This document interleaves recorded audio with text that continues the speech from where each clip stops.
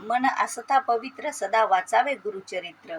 अवधूत चिंतन श्री गुरुदेव दत्त श्री स्वामी समर्थ. श्री स्वामी समर्थ महाराजांच्या चरणी गुरुचरित्राची पारायणाची सेवा आपण आपल्या वर्षभरातून घरी कधीही रुजू करू शकतो आणि सेवा स्वामींच्या चरणी आपण अर्पण करू शकतो. आपल्याला काही इच्छापूर्तीसाठी, आपल्या मनोकामनासाठी आणि आपल्या सर्व विघ्नातून बाहेर निघण्यासाठी आपण अशा पद्धतीने आपल्या घरामध्ये पूजा मांडणी कलश स्थापना करायची करा. किंवा आपण आपल्या घरामध्ये फक्त एक चौरंग टाकायचा, चौरंगावर नारळ ठेवायचं, नारळ संकल्पयुक्त नारळ ठेवायचं, विभूती ठेवायची, एक माळ ठेवायची आणि गुरुचरित्र आपली जी पोथी आहे, ग्रंथ आहे तो ठेवायचा आणि 7 दिवस वाचन करायचं. तर हे वाचन आपल्याला खरंच आपल्या सर्व इच्छा आणि आकांक्षा. अशा तऱ्हेने आपण आपल्या घरामध्ये गुरुचरित्र पारायण करायचे. याचे नियम पाळायचे. नियम 7 दिवस पाळायचे आपल्याला. म्हणजे आपल्याला ब्रह्मचर्याचं पालन करायचं. आपल्याला जमिनीवरच आपल्याला झोपायचं, म्हणजे खाली चटई किंवा सतरंजी अंथरून झोपायचं. गादीवर झोपणं टाळायचं. आणि जे आपण अंथरून पांघरून घेणार ते सुद्धा पवित्र असले पाहिजे याची काळजी घ्यायची. वारंवार सगळीकडे गोमूत्र शिंपडत राहायचं. परान्न वर्ज्य करायचं आणि कुणाची निंदा करणं सुद्धा आपल्याला सोडायचं. या 7 दिवसामध्ये अशा प्रकारे नियमाने पारायण केल्यास आपल्या सर्व काय होत असतं, इच्छा पूर्ण होत असतात आणि सर्व विघ्नांचा आपल्या नाश होत असतो. तर अशा पद्धतीने आपल्याला हे गुरुचरित्र पारायण करतानाचे नियम पाळायचे आहे. बघा, प्रत्येक अध्यायात एवढं इतकं मस्त वर्णन आलेलं आहे गुरुचरित्र पारायणात. आपल्या संसारातल्या कशा आपल्या विघ्नाचा नाश होतो, कसे आपले विघ्न सुटतात, कसे आपण सर्व गोष्टीतून बाहेर निघतो. तर या तऱ्हेने आपल्याला गुरुचरित्र पारायण आपल्या घरामध्ये करायचं आहे 7 दिवसाचं. याची पूर्ण आपल्याला माहिती तर या पारायणात दिलेलीच आहे.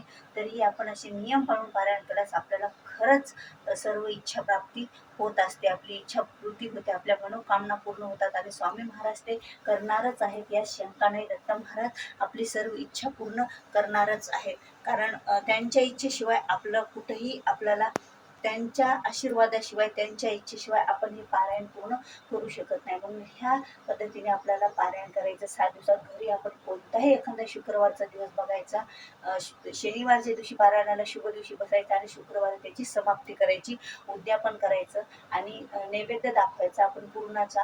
आणि कोणताही एखादा नैवेद्य दाखवायचा जे आपल्याला जमत असेल ते गोड पदार्थाशिवाय नैवेद्य करायचा.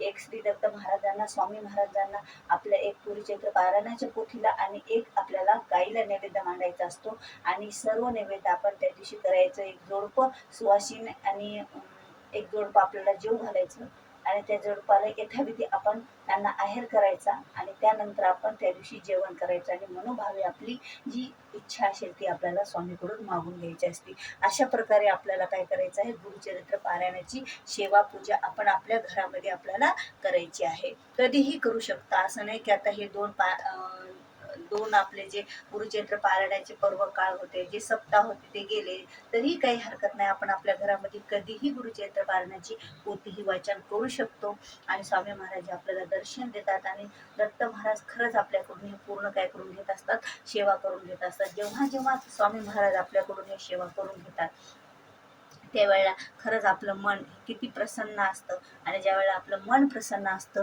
त्यावेळेला आपल्या सर्व ह्या प्रसन्नतेच्या काय भेटत असतात, सर्व सेवा भेटत असतात. अशा प्रकारे आपल्याला सेवा करायची. माळ इथे ठेवायची, विभूती एक ठेवायची लावण्यासाठी. आपल्याला दररोज पोथीला थोडीशी आपल्याला अर्पण करायची, आपल्या कपाळाला लावायची आणि नंतर हे वाचन आपल्याला सुरुवात करायचं. तर अशा प्रकारे आपण वर्षभरातून कधीही गुरुचरित्र पारायण वाचू शकतो. 7 पारायणे, 3 पारायणे, जेवढे शक्य असेल तेवढे आपल्याकडून स्वामी महाराज करून घेत असतात. फक्त आपली इच्छा पाहिजे आणि इच्छानुसार आपण असे पारायणे करायचे आणि ही झालेली सेवा श्री दत्त महाराजांच्या चरणी आपल्याला रुजू करायची असते. तर व्हिडिओ आवडल्यास व्हिडिओला लाईक करा, शेअर करा, नवीन असाल तर सबस्क्राईब करा. झालेली सेवा श्री स्वामी चरणी अर्पण. आणि आजचा व्हिडिओ इथेच थांबूया. श्री स्वामी समर्थ. दिगंबरा दिगंबरा श्रीपाद वल्लभ दिगंबरा, दिगंबरा दिगंबरा श्रीपाद वल्लभ दिगंबरा. धन्य धन्य हो प्रदक्षिणा सद्गुरुरायाची, झाली परासूरवर अभिमान उतरायाची.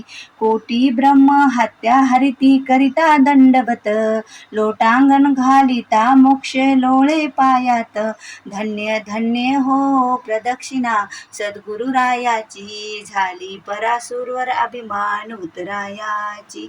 दत्ता दिगंबराया हो स्वामी मला भेट द्या हो. दत्ता दिगंबराया हो स्वामी मला भेट द्या हो. अवधूत चिंतन श्री गुरुदेव दत्त.